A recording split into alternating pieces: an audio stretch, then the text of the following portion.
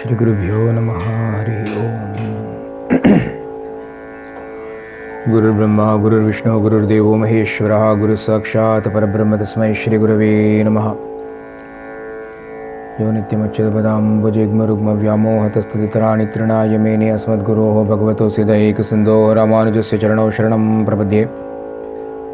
Yasya Smarnamatreena Dvaitavasana Pramuchyate Bodhatmakaya Namastasme Bhagavate Shrimanamarshe Hridakashe Sadabhantam Shantamananda Rubinam Yanabanamaham Bande Sadgurum Shri Satyasayinam Mamantaryaminam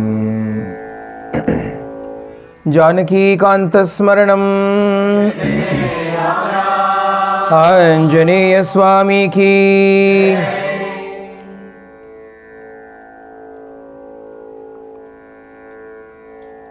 Rama, Sita and Lakshmana settled down in Panchavati, the grove of 5 trees.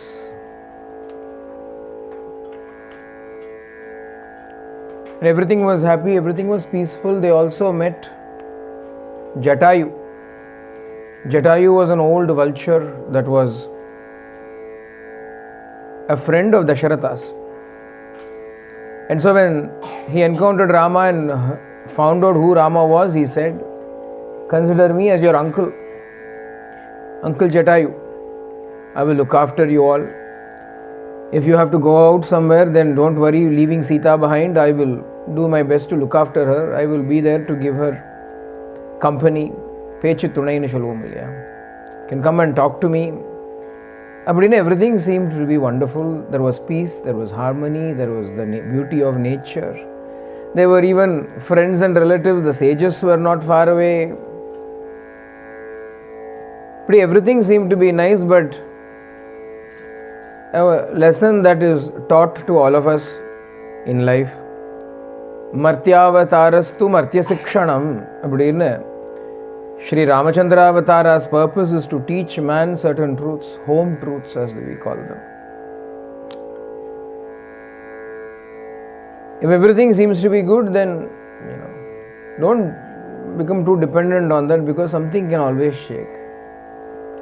Everything seemed to be fine, no troubles whatsoever. Trouble came.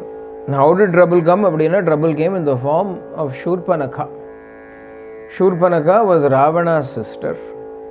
Ravana, for whose sake Bhagavan has taken an avatara, his sister comes to start the whole process. Idrichaya, Valmiki says, by chance she happened to come into that place, Panchavati. Just as Mantara climbed up the terrace Yadrichaya by chance, like that here Shurpanakha also comes, Yadrichaya she comes. And she sees Rama, and looking at Rama, she immediately falls for Rama. Who will not?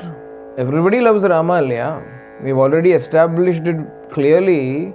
Everybody loves Rama.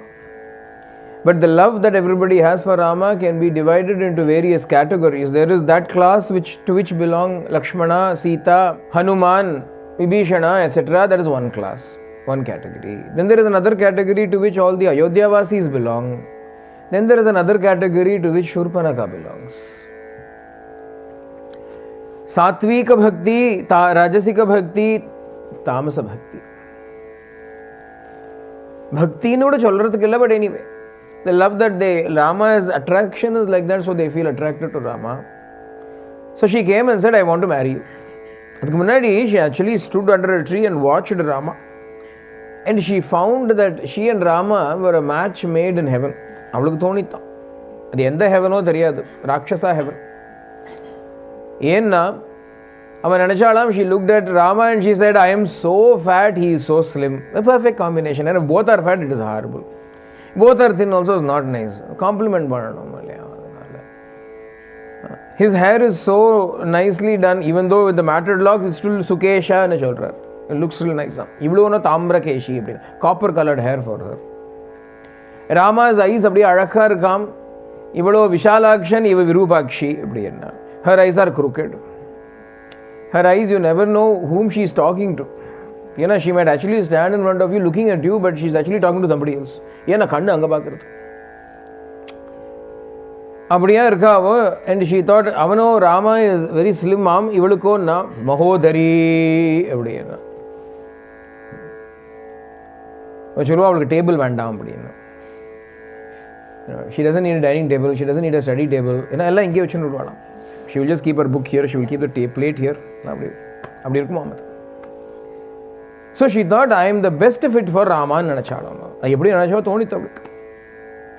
அதனால she came walking in and she said, who are you? I am Ravana's sister. Ravana is known in all these parts. You may also have heard of Ravana. I am Ravana's sister, Shurpanaka by name. நீ யாரு? who are you? உடனே ராமரும் பாவம் ரொம்ப வெகுளி. my name is Rama. my father's name is Dasharatha. அந்த காலத்தில் ஸ்கூல்லலாம் சொல்லிவிடும். in those days, when we went to school, kindergarten, first standard, second standard, we used to say the whole Vrittantam. My name is something, Rama. My father's name is Dasharatha. இப்படி தான் ஸ்கூலில் சொல்லிக் கொடுப்பா. They will teach us how to speak like this in school in India. So we all remember, say, my name is, everything has to be stretched out like that. அது மாதிரி ராமர் சொன்னார், my name is Rama, Raghava, Ramachandra. My father's name is Dasharatha. And I was supposed to be the king, but my father sent me to the forest. இதெல்லாம் ரொம்ப அவசியம் இல்லையோ, சூர்பனகைக்கு தெரிஞ்சதானே அப்புறம் வேலை நடக்கும் இல்லையா பாவம். அதனால் சூர்பனகைக்கு விற்த்தாந்தங்கள் எல்லாம்.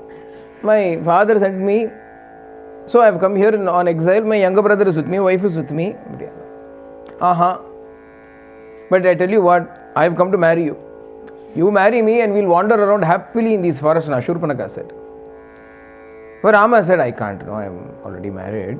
You do one thing, கொழுப்பு ராமருக்கும் குசும்பு சும்மா இல்லை, பார்த்தா தான் வெகுடி மனுஷன். He looked as though he is very innocent, but actually look at the mischief he is playing. He says, that fellow, யாரு பாவம் லக்ஷ்மணா, என்ன பாவம் பண்ணா, மாங்கன்னு அடிச்சான். For 10 years he has been slaving himself for Rama. Nearly 13 years he has been slaving himself for Rama. He says, that fellow is all alone. His wife is also not with him.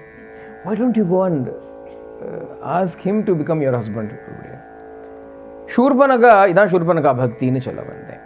Shurpanaka said, why not? Nu sollitu she left Rama and went to Lakshmana. How should bhakti be? Appadina one pointed ah irukanum. If not Rama, then somebody else. Appadina how can that be called bhakti? Adanal she went to Lakshmana and she said, hey youngster, you also look good. In fact, you look better than that fellow. Why don't you marry me? Lakshmana understood what was going on. He said, listen, what an enviable opportunity you're presenting me. Not everybody will be given such good fortune. Unfortunately, I am a servant. I am a servant of Rama. And if you marry me, you will be a servant's helpmate. I don't think people like you will like it. You don't look like a person who has done one day's honest labor at home. ஷார்ட்டை தட்டை கூட நீ எடுத்து வைக்க மாட்டேன். அப்போ தட்டெல்லாம் சாப்பிட மாட்டாவோ. ஏன்னா அவன் யாரை சாப்பிடுவாள் அப்படின்னா, she was the original black widow. Because what she would do, she will get married and then if she doesn't like the husband, she will eat him up. The மாதிரி she has eaten several husbands. So we don't know whether she actually liked Rama or she was hungry for Rama. இது தெரியல. இது ஒரு divine ஹங்கரா என்ன ஹங்கர்னு தெரியல. ஏன்னா she thought maybe he is a delectable morsel. He is a divine mortal, delectable morsel தெரியல. She wanted to eat him up instead. So Lakshmana said, you don't look like somebody who can do work. Nala Bashama, you go back to him. So Shurpanaka came back again. By the time she understood what was going on. So ping pong. Chinese Maria. Ping pong, ching chong. Alakali, you are playing with me. She became angry and she had to turn that anger somewhere. She couldn't turn it on Rama or Lakshmana because she still has hopes. இவாள் short பண்ணிட்டோன்னா அதுக்குள்ளே ஷார்ட்டாக கஷ்டமே, அப்புறமா சாப்பிட்டுக்கலாமே இல்லையா. She wanted them for dessert, not for entree, So she had to wait. So she saw Sita coming there. அப்போ தான் எதாச்சும் சீதா அங்கேருந்து வந்தா, என்னாச்சு அப்படின்னு கேட்டுட்டே வந்தா. What happened? What is going on? அப்படின்னு மெனக்கிட்ட. When Sita came there, immediately Shurpanaka saw her and said, it is because of this woman you fellows are all playing with me. I will gobble her up. அப்படின்னு வந்தா. Now only we realize why she came the whole place. I will gobble her up. இதுக்கு தான் வந்தாவோ. So she went straight to Sita to gobble Sita. Immediately Rama looked at Lakshmana. Lakshmana jumped up drew his sword and cut off her nose and ears. He didn't want to kill her. Woman, he didn't want to kill her. Instead, chopped off her nose and ears. Again, she, screaming in the top of her voice, she ran away from that place. And she went and reported to Kara and Dushana, her brothers, half brothers, or quarter brothers, or brothers. They were sort of Ravana's, some kind of siblings, cousins, some relationship they had with Ravana, brothers, Ellam brothers. So she went and said, look, you fellows are responsible for maintaining law and order on behalf of Ravana in Janasthana, this place. This is the border of Rakshasa territory and human territory. This is the border. Janasthana nu peru adukku. Ena adukku mele janangallam irupana. Indha pakkam janangal irukka maata. So you are maintaining the security here without your knowledge. Two young men, warriors, have entered into these premises. They are settling down here happily, and they even attacked me, assaulted me. When I went around innocently trying to figure out what was going on, what are you fellows doing? She misrepresented the whole situation and told all kinds of things to Kara and Dushana. They became angry. So they sent 14 Rakshasas along with Shurpanakha. These fellows will go and take care of them. Rama immediately destroyed the 14 of them and sent them. Shurpanakha came back. She said, all gone. Single-handedly he killed all 14. Kara Dushana became angry. They had another fellow along with them called Trishiras. And 14,000 other Rakshasas were there under their command. Taking hold of all those 14,000 Rakshasas, Kara, Dushana, Trishiras and Valmiki mentions one more name amongst 14,000. Because 14,000 names, if he starts to mention, then Ramayana will keep on going. Adhanala he says only 4 names he mentions. Kara, Dushana, 1 and 2. 3 Shiras, 3rd. Third name is 3 Shiras, 3-headed fellow he was. 4th name, Yaru, important name, Akampana, who accompanied them. Akampana also accompanied them for good measure. He was not going to fight or anything, he just went along. Though party pona. So 14,000 Rakshasas came. At that time, when Rama heard all these noise coming from there, Rama said to Lakshmana, Lakshmana, you take Sita and keep her in that cave. Anga pakkathula or cave irukku. Even now when you go to Panchavati, you can see that cave. It is called Sita Gufa. Sita's cave. This time we had gone to Panchavati. We went and saw those 5 trees and we saw the cave. Now of course it's all built up outside, but then you to go into the cave, you got to literally crawl in. They've got a notice that says people with high blood pressure or obesity etc. please do not enter in, because there's narrow entrances, you may get stuck. And then if you're claustrophobic, better not to go. Rules potrukanga. You got to slide down in some places. You got to crawl. If you do all of that, then it opens up into a chamber. There are 2 adjoining chambers inside. And when you go in, I found it to be so, the vibrations of panic were there in that place. Sita's panic. I could feel Sita's panic in that place. Many years ago, I had gone to Sri Lanka. And they took me to this Haggala Gardens. Haggala Gardens in Nuvara Eliya. There's a place up on the mountains called Nuvara Eliya. Near Nuvara Eliya is something called Sita Eliya, which is the temple of Sita.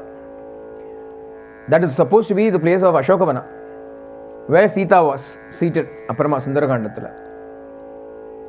And there's a river flowing nearby, and there are footprints, a small footprint and a huge footprint on the rock. And they say that was Hanuman's footprint when he took the huge form to show Sita. Here's where he met Sita and gave the ring. I figured out, because according to Ramayana, that is the case, where he saw her first was some other place, from there she came here. Not far is a botanical gardens called Haggala Gardens. Not far. So we went for a walk in that gardens. And as we were walking, one particular place, I felt so much grief. Suddenly I felt so much grief. I had a pause and I felt this is perhaps where Sita was sitting, imprisoned by Ravana for so many months, feeling that grief. And there was no previous thought. As I was just walking, suddenly this overpowering sense of grief came upon me.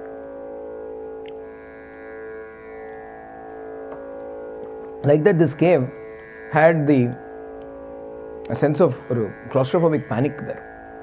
Clearly it was not my panic because there was no reason for me to feel panicked. But Rama said to Lakshmana, you keep Sita inside that cave while I battle these 14,000 Rakshasas by myself. Lakshmana said, are you sure, Anna? Do you want my help? Anna, no need. I'll take care of them. Rama came out to fight with them. Sita was inside, feeling not knowing what was going on, because once you're inside that cave, you have no way of knowing what is happening outside.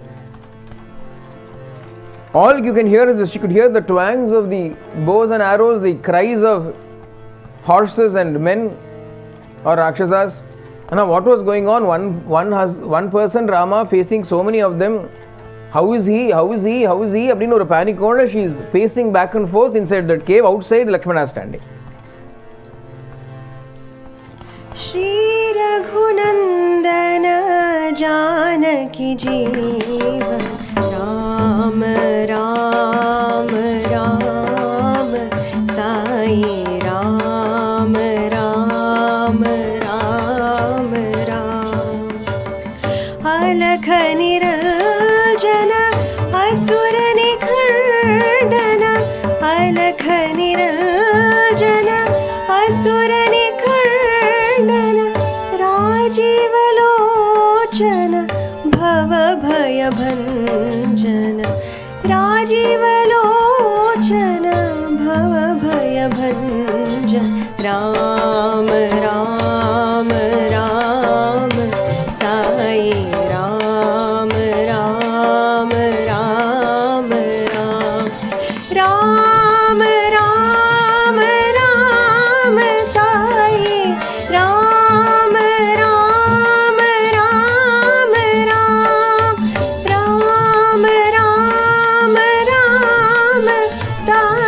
Ram Ram Ram Ram.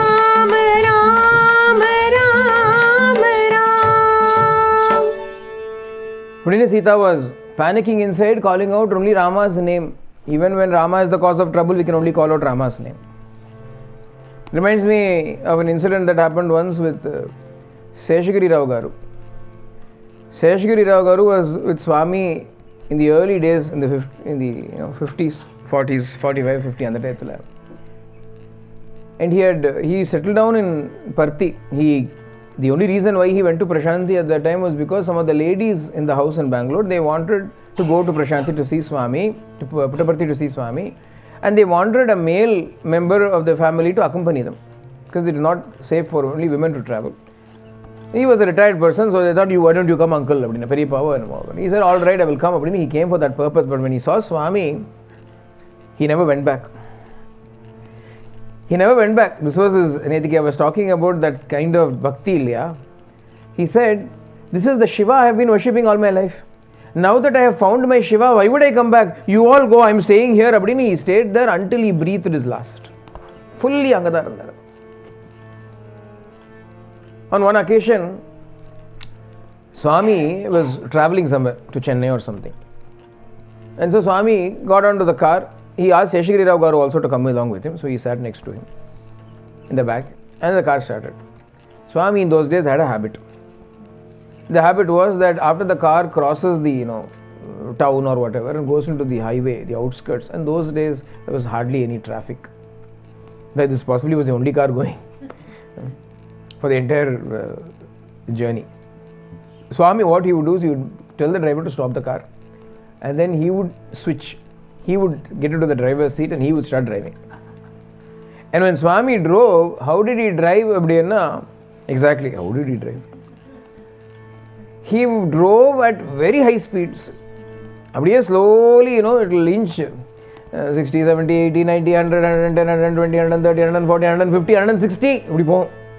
And as it is going that fast, Swami will take his hands off the steering. Apave automated car. And Swami might say like this. Steering wheel will move according to his movement of his fingers. Like this he used to drive. At that speed. When somebody asked him once, why do you drive at such speed, Swami? Swami said, then why are those numbers there in the speedometer? All the way up to 200, why is it there? Car odrara, plane odrara, and the speed.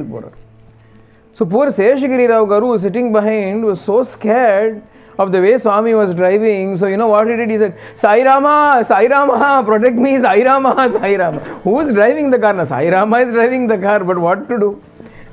He was Sai Rama, and he was praying to Swami. Like that, Sita Ma also was praying to Rama alone, Rama. After some time, all the noises stopped. She rushed outside to see what happened. Rama is standing. Everybody has been defeated except for two people, Shurpanaka and the accompanying Akampana. These two alone were left. Everything Rama does has got a purpose. In those days, when he went to protect Vishwamitra's yajna, he killed so many of those Rakshasas, including Subahu, but left Maricha alone alive. The fellow who could kill so many, one fellow cannot be killed. That fellow has a purpose, he has to come back later on. Adanala Bhagavan has left him. Like that, here Akampana and Shurpanaka were left by him because they need to go and foment the battle. The whole war has to be fomented by them. They need to be instrumental causes for it. Abdingiradhanala Bhagavan left them be. Sita rushed out. All the rishis had already come there to shower their grace upon Rama, blessings upon Rama, the benedictions upon Rama. Sita rushed out. And she couldn't control herself. She has fought with so many people and she was not even aware of what was going on. She has not really seen Rama in action, even though she's been married for so many years. There has never been an occasion to have a full-fledged battle. She has not seen it. She did not know what was going to happen. She had full confidence in Rama, but that fear still was there. When she finally came out and saw Rama, there was little specks of blood on Rama. Slight injuries were there on Rama's body. She ran and hugged Rama in front of everybody. She went and embraced Rama because she wanted to make sure everything was alright with him. She took her with him. Is everything okay? Are you alright? Only then she realized where she was. Immediately, bashfully, she separated. Are you alright? Rama smiled and said, what can happen to me? Come, let us go back to our ashrama. They went back. Things were going on like this when Shurpanaka, from here straight, she went to Ravana's court in Lanka.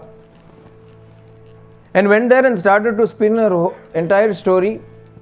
She said, misrepresented the whole thing. She said, I saw a beautiful woman and I thought I will bring her for you. But there were two men who humiliated me, mutilated me. And then when I went to seek the support of Kara and Dushana, they destroyed your outpost in Janasthana. They are a security threat. Immediately you have got to take action. She said all kinds of things. Shurpanaka said, Ravana, level-headed fellow, 10-headed fellow. More than one head he had. He could think between all those heads, and he said, this can't be exactly right, because he also knows Shurpanaka. Drama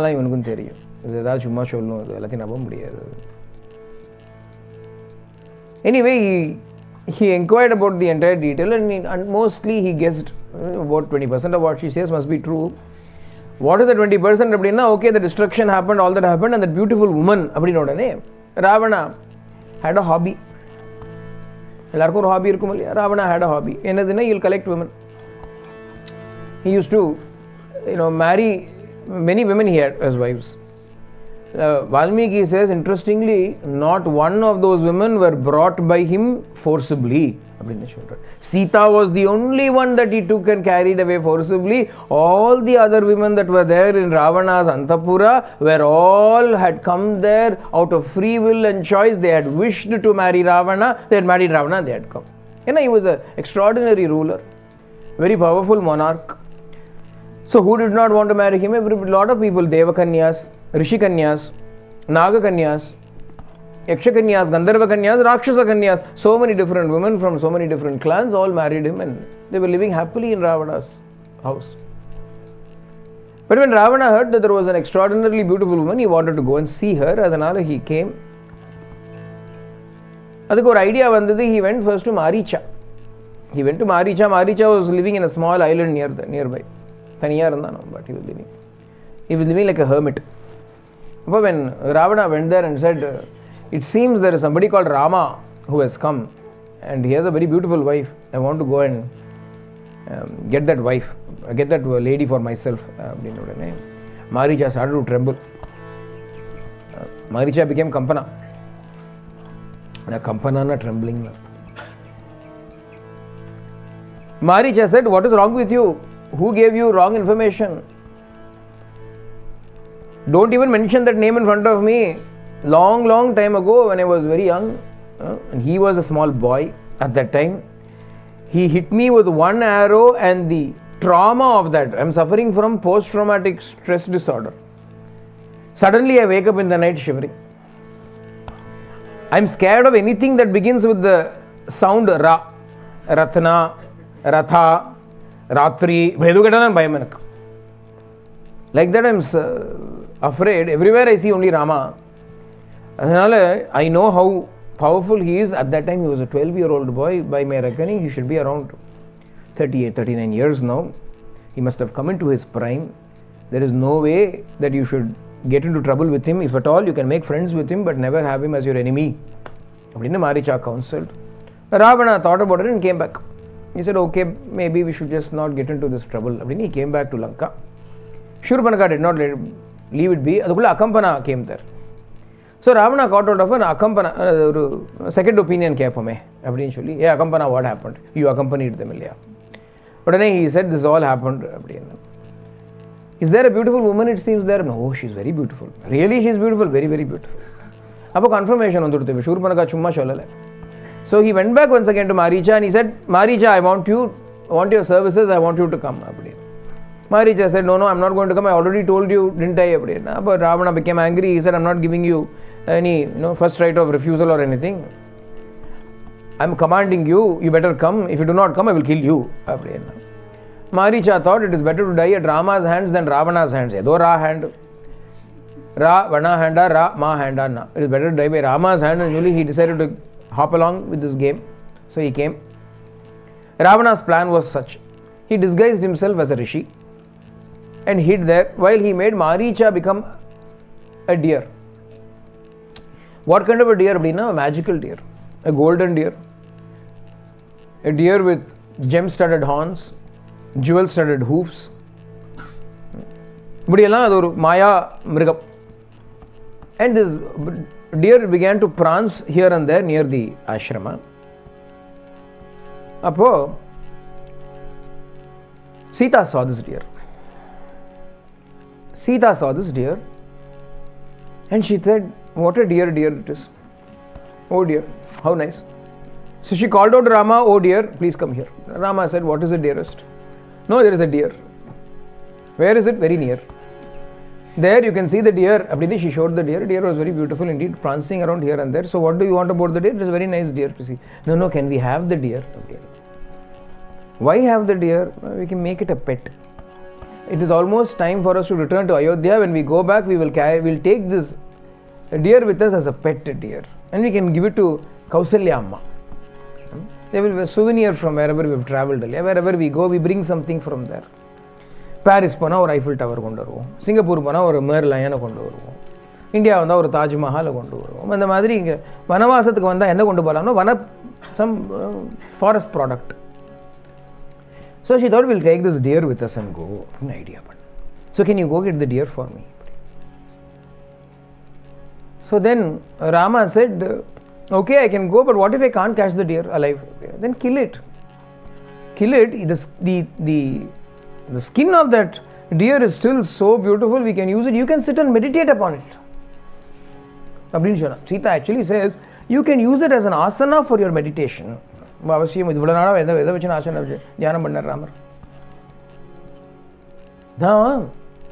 have a desire, we will use all our intelligence to justify it. When do we justify it? Now, when we know our desire is wrong, only we justify it. We know we shouldn't have the desire, but we have it. So what do? We try to justify. No, it is because of. No, it will actually be helpful for. Trying to convince ourselves. From the day she got married to Rama, Sita had not opened her mouth and asked anything from Rama. First time she's asking something, how can Rama refuse? He said, alright, I will go get the deer for you. Lakshmana jumped up and said, Anna, don't. Something is wrong here. दाल में कुछ काला है, one में कुछ सोना है. And a golden deer in the forest, who has ever heard about such a thing? No, we should not trust this. This must be the machinations of the Rakshasas. Already we've had a big battle with them. They will not take it sitting down. They are capable of assuming various guises. But there is something suspect about this deer. Let us not go behind this deer. Rama looked at Lakshmana and said, "Arey, don't spoil the plot. Story has to move, otherwise you'll simply return to Ayodhya. After 14 years, I went through all the trouble to come to Ayodhya from forest to go and kill Ravana. வெண்ண திரண்டு வரிசையா போய் இப்படி பானை உடைக்கிறானே இவர் அப்படின்னா everything is coming together and the Lakshmana is spoiling it. Lakshmana, keep quiet. Sita has never asked me anything. First time she's asking, what kind of husband would I be if I can't even go and get a deer for her? I'll go get the deer, you look. But anyway, what you said is also correct. You be careful. You better do one thing, you take Sita to that cave. Sita can the cave பிடிக்காது. She doesn't want to go to that cave. We go to that cave அப்படின்னா சரின்னு அந்த Lakshmana said, we'll go to the cave. And don't leave her at any cost. You stay there, guard her. I will go and get the deer. Eventually Rama left. Ravana was looking at all this whole show and he was a bit upset. என்ன அப்படின்னா he thought both Rama and Lakshmana will go away, so it is easy for him to kidnap Sita. But the Lakshmana was staying behind. Anyway, he was waiting patiently. Maricha, the deer, led Rama on a wild deer chase. If it was a goose, it would have been a wild goose chase, but it was a deer, it was a wild deer chase. Rama went behind the deer ran forward. Finally, Rama also said, enough is enough. And he took an arrow and he shot the deer. When the deer went dying, he gave a loud cry in Rama's voice. Imitating Rama's voice, the deer cried out, "Ha Sita! Ha Lakshmana!" It cried out and kicked the bucket. Rama, on hearing this cry of this deer, immediately started to return, ran back towards the cave, but he had been led quite a distance. He was running back. When at this time Sita was inside that already panicky cave, started to panic really on hearing this voice, that to Rama's voice.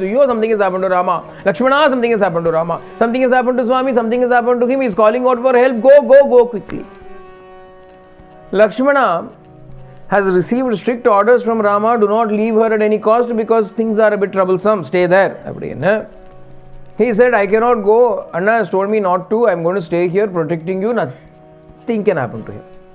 In all the 3 words, an enemy who can pose a challenge to my brother has not yet been born, do not worry, he is safe.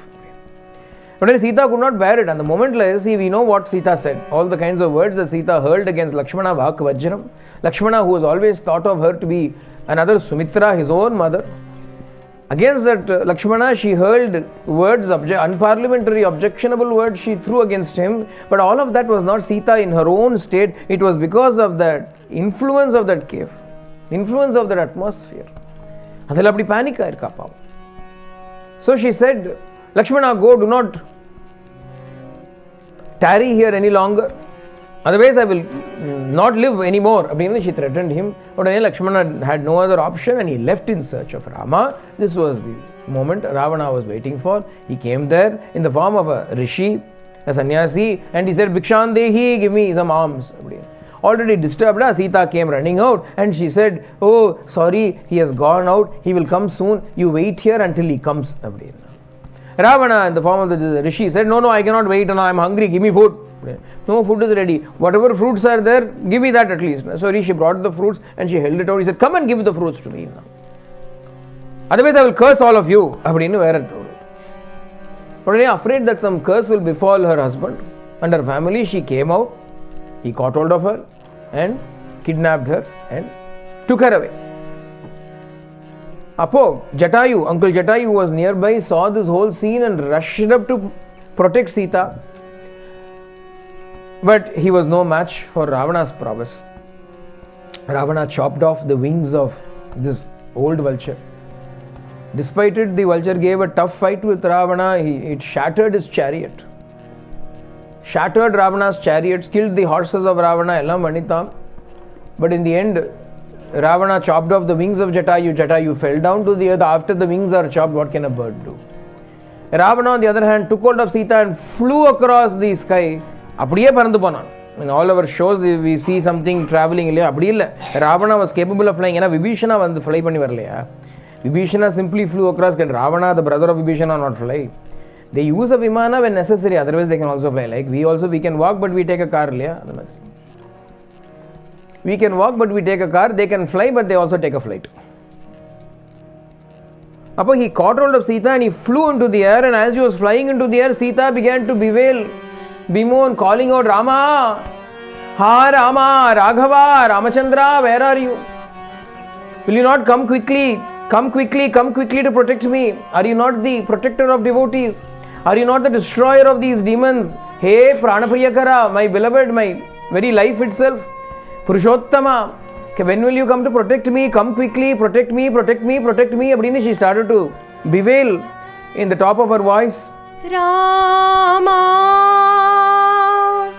Raghava, Ramachandra, Rama, Raghava, Ramachandra, Rama, Raghava, Ramachandra. आओ प्रभु परम कृपाला, आओ प्रभु परम कृपाला, भक्त रक्षका कोमल रामा, भक्त रक्षका कोमल रामा, असुर खंडना कोदंड रामा, असुर खंडना कोदंड रामा, प्राण प्रियकरा पुरुषोत्तम रामा, प्राण प्रियकरा पुरुषोत्तम रामा, रक्षा करो सत्य साई रामा, रक्षा करो सत्य साई रामा, रामा राघवा Ramchandra,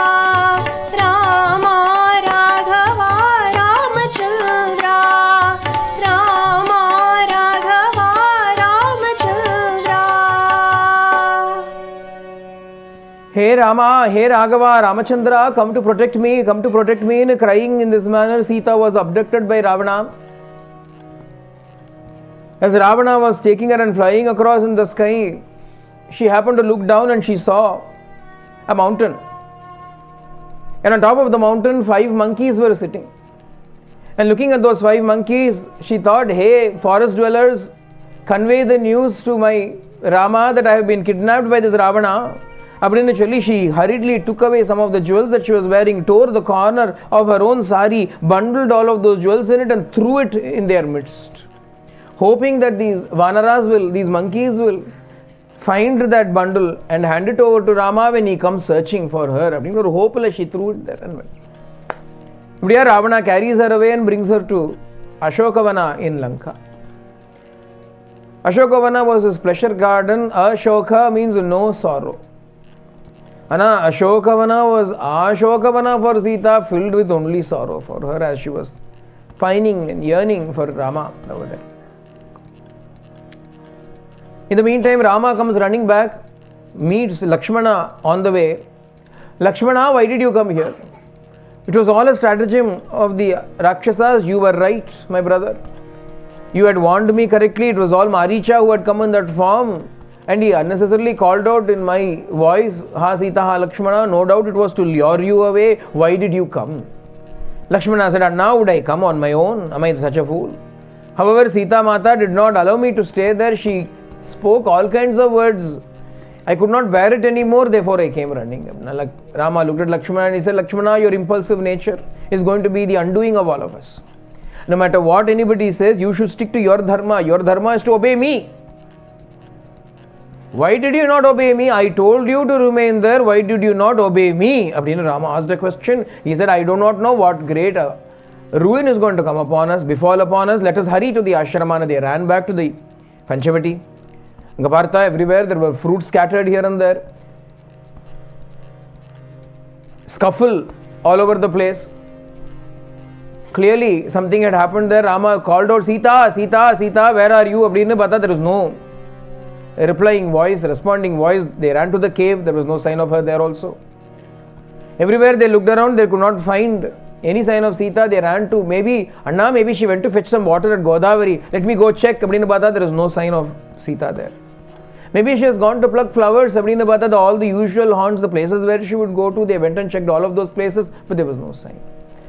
As they were venturing further and further trying to search for Sita, they came across a scene of battle. Broken spears, broken chariot pieces, dead horses were all lying there, blood everywhere. Look, there has been a great battle here. What must have happened here? Did two parties fight over Sita? Has somebody kidnapped Sita? Has Sita been killed by somebody? What has happened here? Abdinnu Rama and Lakshmana were panicking. As they extended their radius of their search, they saw something lying in a distance. Like a bloodied heap of flesh was lying there. Rama looks at Lakshmana and says, Lakshmana, look, that is that vile Rakshasa who must have gobbled up Sita and is sleeping her, digesting her over there. Sleeping there, digesting Sita. Abdinnu, he ran to Pata, it was Jatayu. When he came near, he saw it was Jatayu, he recognized Jatayu. Jatayu was a mangled, bloodied mess lying there on the ground. He ran up and held Jatayu. Abdiye, Valmiki says, Bhagavan hugged Jatayu in the children. A vulture. Of all the birds, the vulture is the most ugly, ungainly scavenger that lives on dead and the decomposed. It rarely hunts live prey. It only eats the dead flesh. Vulture oda jati. Even if it is Jatayu, they have to eat what they have to eat. Jatayu ngarthakaga அவர் என்ன புளியோதரையும் பாயசமா சாப்பிட போறார். And on top of that, it is all bruised, mangled flesh and blood running everywhere. Rama goes and hugs the Jatayu and takes him and places his head upon his own lap and he says, what happened to you? What has happened to you? Abdinnu kekka, in a very feeble voice, blood gushing from its beak. Jatayu says, Rama, have you come? Rama, have you come? I tried my best, but I could not stop Ravana. Ravana has kidnapped your wife Sita. Ravana. Who is Ravana? Why did he kidnap my wife? What is the story? Where did he go? Where does he live? What does he do? Tell me all about Ravana. Jatayu has no more life left. All Jatayu could say was this: do not worry. By the signs that I foresee, your Sita will be recovered. The hour in which she was lost is good for recovery. Vindangra Muhurtartala, she has been kidnapped, she has been taken away. Therefore, all the signs point to the fact that you will recover her after a period of time. But Rama, my eyes are blurred, I cannot see anymore. I'm feeling lightheaded. I think my last hour has come. Rama, Rama, Rama. And the bird abdiye collapsed on Rama's lap and passed away. Cut into own Rama. Rama hugs that body of Jatayu to his chest and cries, aha, this bird has given up his life in my service. How can I repay this bird? What can I do for this bird? Lakshmana, make a funeral pyre. Collect the firewood and make a funeral pyre. I shall myself cremate this bird who is like a father to us. Abdinnu Rama says. Dasharatha, who was the real father of Rama, also did not have the opportunity of getting this blessing which Jatayu, this bird far away, is getting because of the seva, the service that it rendered to Sri Ramachandra. Rama is standing there, lighting the flame and watching the body of that bird burn. Apo Rama looks at that bird and says, Yagatir yajnashila nam mahitagnescha yagatihi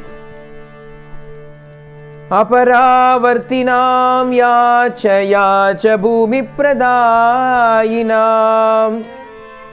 maya tvam samanugnato gaccha lokan anuttaman Giridra Raja Mahasattva Samskritascha maya vraja Yagatir yajnashilanam, that gati, that abode that those who perform yajnas will attain. Ahitagnescha yagati, those who are Agnihotris, who are maintaining the sacred fire in their entire life, the state which they will attain. Aparavartinam yacha, those who never turn their back to in the battlefield, who die in the battlefield without running away, fleeing in terror. Yacha bhumi pradayinam, those who give land away in charity, all the good lokas which they attain. Maya tvam samanugnato gachalokan, go to all of those worlds, whichever world you choose, you go to that world. Enna worlds appadiyana, those who do yajnas go to one world. Those who do bhumi dhana, land, give land away in charity, go to one world. Those who die in battle go to Viraswarga. Those who are Agnihotris go to another Swarga. Each one goes to a different world. Hey, Jatayu, permitted by me, go to any of those worlds that you choose. Abdina Rama sent off that bird Jatayu. Abdina Valmiki says here. The bird does not deserve all of those things. It is not an Agnihotri. It is not a Yajnashila. It is only a vulture. It has not given any land away to anybody in charity that we know of. Title deed, perhaps one thing, Aparavartinam, it is applicable because it did not run away from battle, it gave his life up in battle. It was eligible for 1 out of 4, but gets all 4. Bhagavan Chola, some Maya Tvam Samanugnato, I permit you, you go. Adhikapra, who can say no? Who can say no when I send you? Trishanku or Raja. Trishanku was Rama's ancestor. Trishanku wanted to go to heaven with the body, so he went and asked everybody, can you send me to heaven? Can you send me to heaven? Everybody said, no, we cannot go. That is not part of the rules. You cannot go. You will be sent back by immigration there. They will deport you. You will be sent back on return flight. He did not accept all of that. He went on asking. Finally, he came to Vishwamitra and he said, can you send me? Vishwamitra said, don't worry, I will send you. I'm shooter. But the bogus migration agent, this was before Vishwamitra became Brahmagyani, he was one of those fake migration agents. He took money here and sent people away. Truck, boat, Trishanku became one of those boat people and went to Swarga. Vishwamitra sent him to Swarga. So he went there, but Indra did not allow him. Immigration was very strict. Who asked you to come? No, you are not entry denied. Stamp panni. They not only stamped, they stamped. Avane or Vada shipped. Indra gave him a kick. And Trishanku fell, head down, upside down, Trishanku fell. Abdina katha undu. Vishwamitra tried sending, it did not work. Rama sends him, how will it not work? Adhanala solrar po appadinu. Ana inga oru vishayam paakkanum. According to Valmiki, all these lokas you go, appadinu sonnare thavara go to moksha nu sollala. Moksha prapti ingra vaartha varala.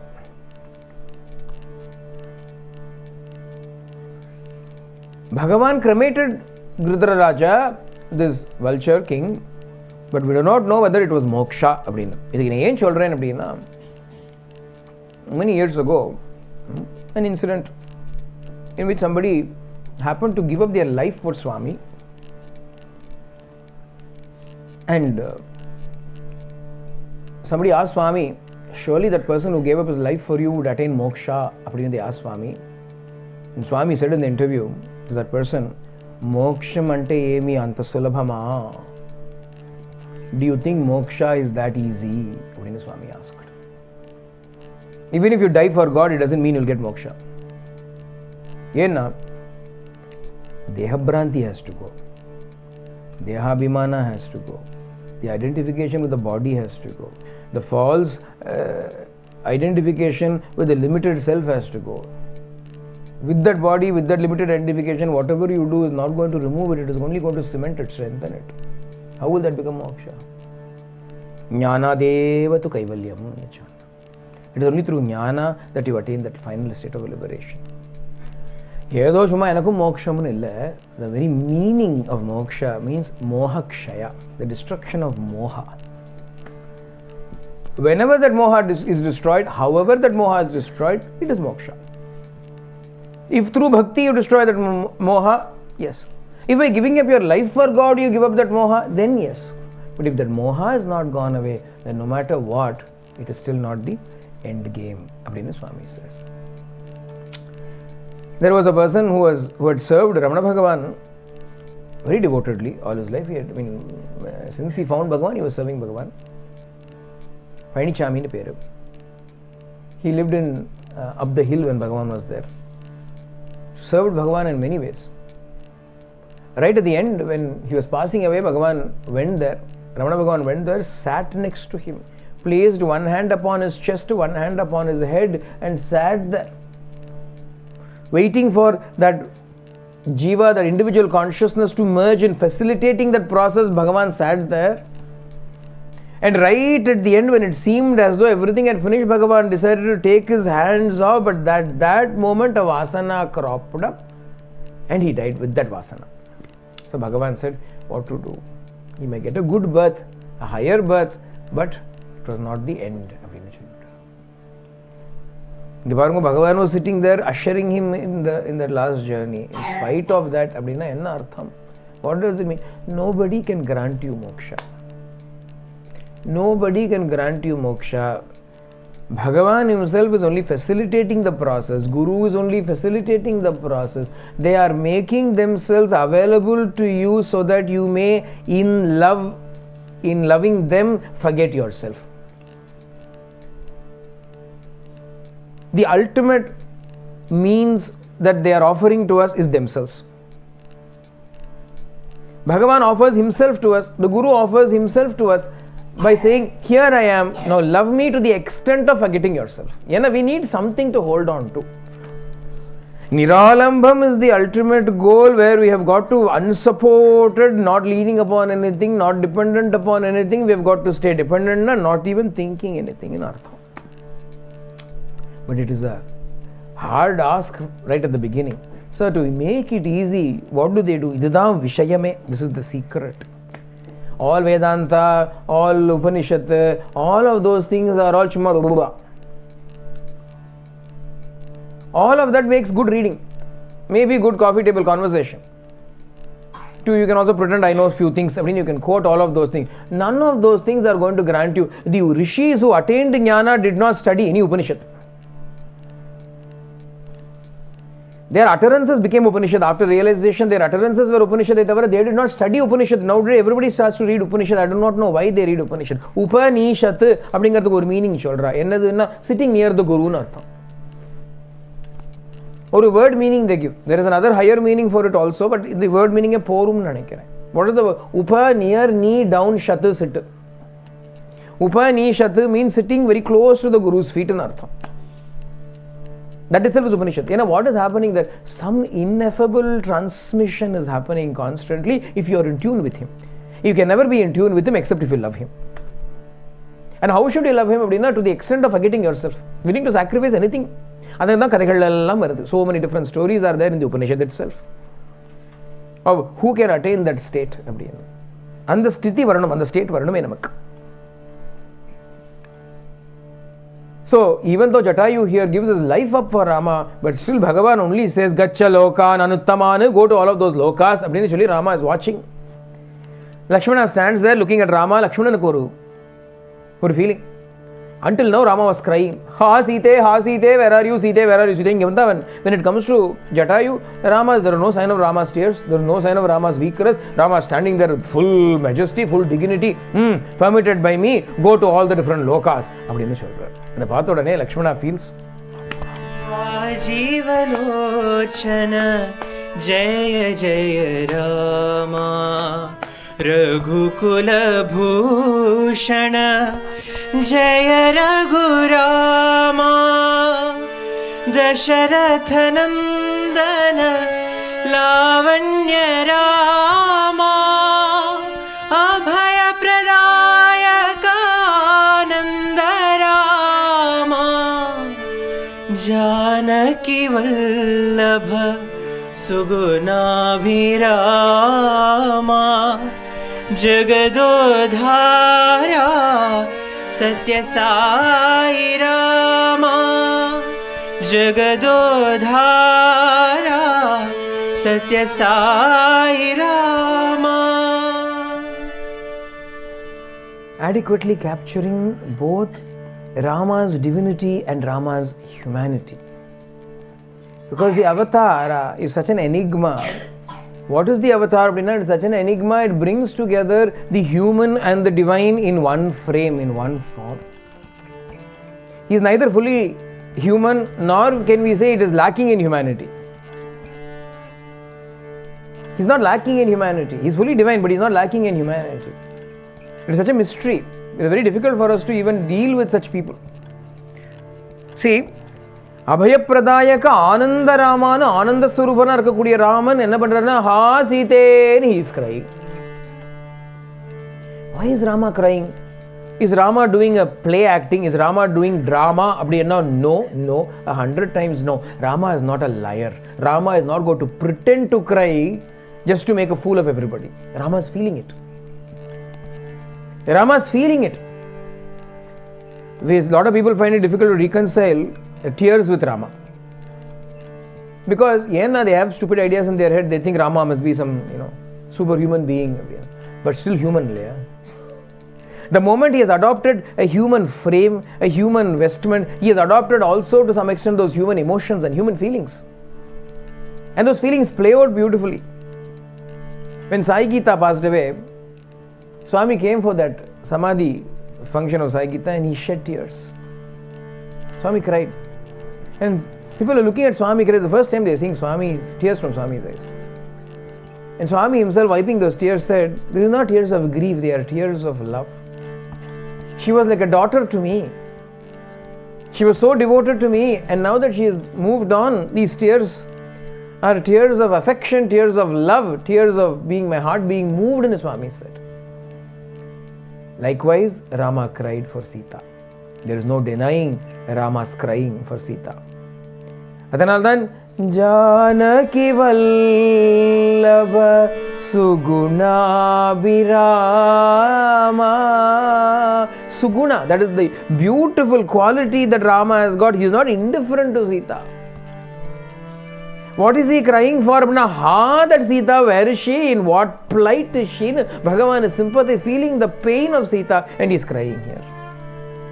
And that gives hope for all of us, because Bhagavan can feel our pain if we are in pain. If we are not on our own, we are not left to our own devices. Bhagavan knows us, Bhagavan knows what we are going through. But 10 months Sita waits. Bhagavan knows what Sita is going through that very moment, but 10 months Sita waits. That's a divine plan. Because there is a delay, that does not mean Bhagavan does not know, that Bhagavan is not aware, or Bhagavan does not care. No matter what difficulty you are going through, you have to hold on to this understanding, this truth in this dualistic world.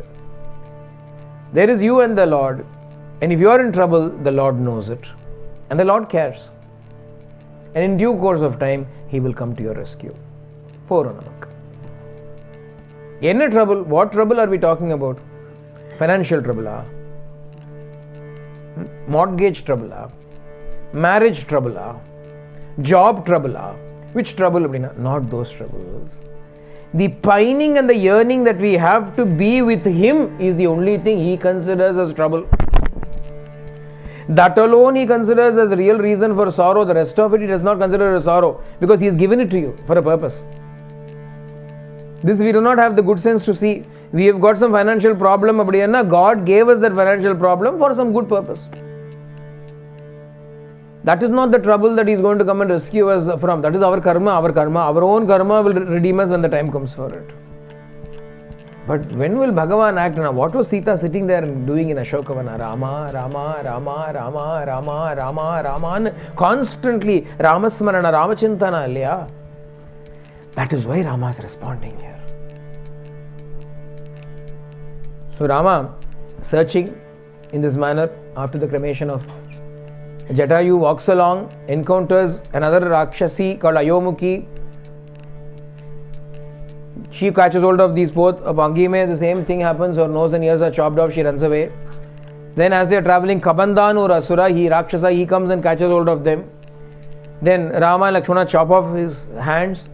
And when they cremate him, from that divine being arises and says, "I was originally a divine being, a celestial being. I was cursed. But luckily by your grace, my curse has been lifted. Thank you very much. I will do a return favor. Keep going in this way. You will meet by the banks of the lake Pampa, you will meet an old lady who will then give you further instructions. You go this way. So Rama and Lakshmana were coming along in that way. That was the region where there was a very, very beautiful ashrama. A rishi used to live there. Matanga Rishi, a rishi was there. This Matanga Muni was a Mahagnani, and he had many disciples surrounding him, and he was living happily in that ashrama. When one day, a forest girl, a little forest dweller girl, a tribal woman, she happened to come across the ashrama as she was foraging for her, gathering her food in the forest. She came across this ashrama. Despite being born in the family of forest dwellers, some good vasanas were there in her. And the moment she saw Matanga Muni, something changed in her heart. A transformation happened. She does not know what the transformation. She saw him. Matanga Muni is sitting there in divine radiance. Some aura of peace, some aura of ananda, cannot explain. You cannot even say it is this. From him I am getting something. Something, some association, something is happening. And every day she wanted to come and she would loiter around that place looking in secret. She would not come out in the open. Secretly she would watch this rishi. And after some time, just looking at this person, she decided to do something for him. What could she do? She was too shy to come out in the open. She was hiding between the trees. But what she would do is in the early morning, she would come and quickly sweep the outside of the ashrama. She would gather some flowers, choicest flowers from the deepest parts of the forest, which she was very conversant with. She would go to those places, bring those flowers and leave it quietly for his puja and run away. And she will watch from behind. Hiding, she will watch whether he's using those flowers or not. And Matanga Muni would come and he would see those beautiful flowers. He said, what beautiful flowers, I've never seen these flowers before. But he would use them for his worship. He would use all the facilities that she would make ready for him. But one day as time was going on, he said, which of you has been doing all of this work? When he asked his disciples, they all said, not me, not me, not me. Oh, in the end, who's doing, we do not know. So he said, somebody is doing it. Go and find that person. For some reason, that person is hiding, but I would like to meet that person, bring that person. So then these people took turns, shift. The whole night they were watching who's coming, who's doing it. Early wee hours of the morning, a young, light little girl is coming. And she's bringing all these flowers. She's quickly sweeping that whole place, looking frantically here and there to make sure nobody wakes up. She's cleaning up the place, doing everything. And after everything is done, she quickly runs away and goes and hides near a bunch of trees. These disciples saw that. So the next morning, they went to their guru and said, there is a tribal girl who's doing all of this. Oh, do you know where she is? Yes, we know. Bring her. Bring her. So they went. And there she was, and suddenly these rishis, what she thought was a good hideout, nobody can find me out. They all came there and they saw her. She wanted to run away. They said, no, girl, stop, don't run away. Our Gurudeva wants to see you. When she hears the Gurudeva wants to see her, she knows she has to obey, but she's very shy. But she comes. And as she comes near him, her whole body is trembling. Something is happening inside her. She's coming closer and closer. As she comes closer and closer, she slowly starts getting calmness, courage. So finally she comes near him. Again, Amma, who are you? Who are you? What is your name? My name is Shabari. I live in this forest. Have you been bringing these flowers? Yes. If I have done anything wrong, please forgive me. No, nothing wrong. Have you been cleaning these places? Yes. Why have you been doing all of this? I don't know. I truly don't know. I saw you and I wanted to do something. And this is all I could do, so I was doing it. What do you want in return for all of this? I don't want anything in return. I did not do it for getting anything from you. I'm just doing it because I do not know why I want to. I just want to do it. I'm doing it. Appa, he said, from now on, you don't have to hide like this. You come openly and do everything that you need to do. You can come anytime and do it. But then she felt very happy. From that moment onwards, she would come regularly, she would come every day, she would come, she would stay the whole day, she would stay there, only the evening she would go back to her house. Like this, she was spending her time. One day the Guru decided it was time for him to leave the body and go elsewhere. Where can he go? He called all his disciples and gave them final instructions on how they should lead their lives, what they should be doing, what they need to attain. What do you want? What do you want? What do you want? Each one said something. I want to become proficient in Ashtanga Yoga. I want to become proficient in all kinds of knowledge. Each one asked something. Guru said, all right, do this, you'll get that, do this, you'll get that, do this, you'll get that. It was turn of this little girl, Shabari. Shabari, come here. She came. Amma, I have to go somewhere. But don't worry. I will always look after you. I will always protect you. Can I also not come with you? Not now. Later. Later you join me. Not now. How can I live without you? From the moment I saw you, my life is now only you. How can I live here without you? I am not restricted to this mere body. I am much more than that. I am the Atma. What is Atma? I don't know what Atma is. What do you mean by Atma? You are here, and if you are not there, you are not there. How do you mean you are still there? No, you will not understand this, but to make it clear to you, I will tell you something. I don't want all that, I only want you. I don't want anything. No, you must ask, what shall I give you now? I don't want anything, I don't know anything. I don't know what to ask. I never came to you hoping you will give me something. All I want is to be with you, to look at you, to serve you. This is all I want now. Matanga Muni said, you will definitely serve me, you will definitely constantly feel my presence. This is my guarantee to you. But in the meantime, I will initiate you into something. I want to give you a mantra. All you have to do is keep repeating this mantra. Constantly repeat this mantra. When you keep repeating it, the owner of that mantra, the owner of that name will come to see you. And after you welcomed him and given your hospitality to him, you can come and join me. But the Shabari fell at the Guru's feet and sat down to receive the initiation. Avarume Shabariye paathe. Ram नाम तारकम सदा भजो रे, तारकम सदा भजो रे, सदा भजो रे, सदा जपो रे, शबरी सदा भजो रे, सदा जपो रे, राम नाम तारकम सदा भजो रे, राम राम रामा कोदंड रामा,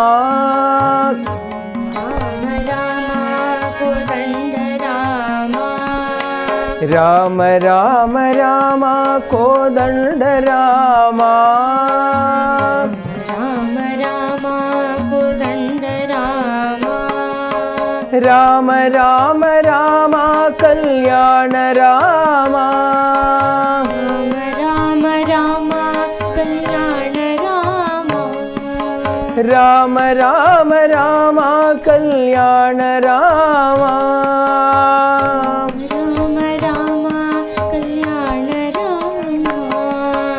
राम राम रामा पट्टाभिरामा, राम राम रामा पट्टाभिरामा, राम राम रामा पट्टाभिरामा,